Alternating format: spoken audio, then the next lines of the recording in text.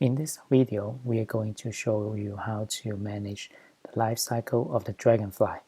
Specifically, when the Dragonfly's life is reduced to 0, we want to show the game over screen.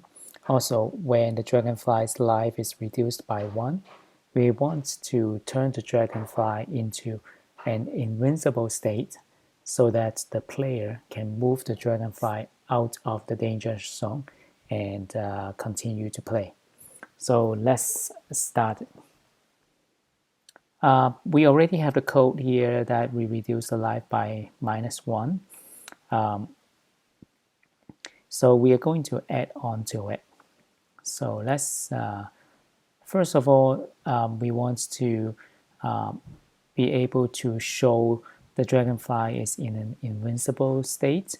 So let's add a new variable to indicate that. So make sure you have the Dragonfly clicked, and then go to the left hand side and click on variables. Now we're going to create a new variable called isActive, and this variable will be used by the Dragonfly only. So for this sprite only, and then click OK. So now the isActive is created. We want to make sure that the isActive is always set to 1 in the very beginning. So we scrolled up to the place where we have the event when the green flag is clicked, and we drag the set isActive block into there, and make sure we set it to 1. Okay, so now we go back down into the section where when Dragonfly killed. In here, we are going to add a control. So on the left hand side, click control. We want to enter this state only when the isActive flag is active. So on the left hand side, click on operator and drag and drop this equal placeholder, change the value to 1. And on the variable, we want to make sure that we put isActive into the first placeholder. We don't need to see the isActive on the screen, so we can just uncheck it. So now we are only reducing the life by -1 when the isActive flag is 1. So once we are inside this block, we want to set the isActive to 0, so that if there are multiple bats touching the Dragonfly at the same time, only one of them will be executing this block of code. So the next thing we are going to do is to look at what would happen when the Dragonfly is not active. So let's first create an event.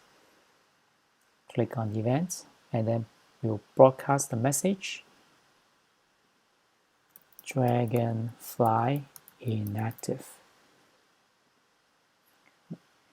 And then the Dragonfly should receive this event called Dragonfly inactive.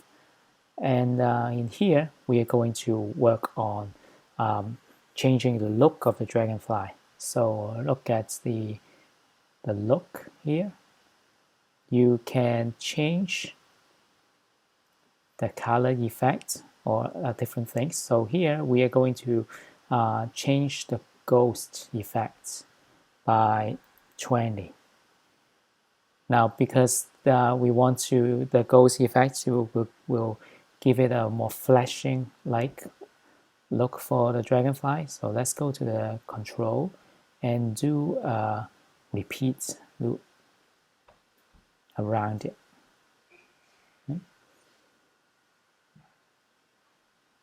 And after the ghost effect is changed by 20, we want to wait for a little bit, let's say 0.05 seconds. So that means that after everything is done, it should be less than a second. Now we go to the look again, and then change the ghost effect back by -20. After the effects are complete, we want to set the variable is active back to 1. So go click on variable on the left hand side and drag and drop here. Set the active flag equals to 1. So let's take a look and see whether it works or not. So when it touches the dragonfly, you can see that it's flashing for about a second or two, and then it's back to normal. Right. So while the dragonfly is flashing, the life doesn't get reduced. Okay, so let's stop it. Now the dragonfly's life is -1 now, -11. So this is not good. We're going to change it to be more reasonable. So here we says that when the is active is 1, we change the life by -1. We want to make sure that when life is equals to 0, is a game over screen will be shown. So let's click on control, and then we are going to add this if statement here, if then statement. So inside the first block, we are going to ask the question if life is equals to 0. So click on the operator. We can use this one, the greater than placeholder, put it there, and instead of 50, we change to greater than 1. And then now we click on the variables and put life into the first placeholder. So if life is greater than 1, then we broadcast the message dragonfly inactive, so we can continue on. So it's get into the inactive state, and then it can go back to the beginning. Now, if life is less than or equals to 0, then we want to broadcast the message that it should be a game over time. So click on events, and then drag and drop the broadcast block and get a new message called game over. Okay, so once the game over event is broadcast, everything should be stopped. So that means we should put a stop or block after game over. Okay, so when it is game over, we should stop. It should stop other scripts inside this dragonfly. The reason why is we don't stop everything is because that there are other things that we want to handle when it is game over. For example, in the backdrop, we want to change the backdrop to show the label game over. So let's do that. Let's go to stage and click on events and drag and drop this when I receive block. So here we say when it receives game over, it should really change to a different backdrop. So now let's go to backdrop. We have a blank backdrop right now. So let's create a new one called duplicate it, and click on the text field. Let's type game over. You can change the different fonts. Let's use handwriting. So you can do this, game over. Okay. So let's call this backdrop game over. Okay. Now switch back to the code section. When I receive the game over, we should change the backdrop. So click on the look panel on the left hand side and then we switch the backdrop to game over, and now we can finally stop everything. So on the left hand side of the control, we select stop all. So let's give it a try.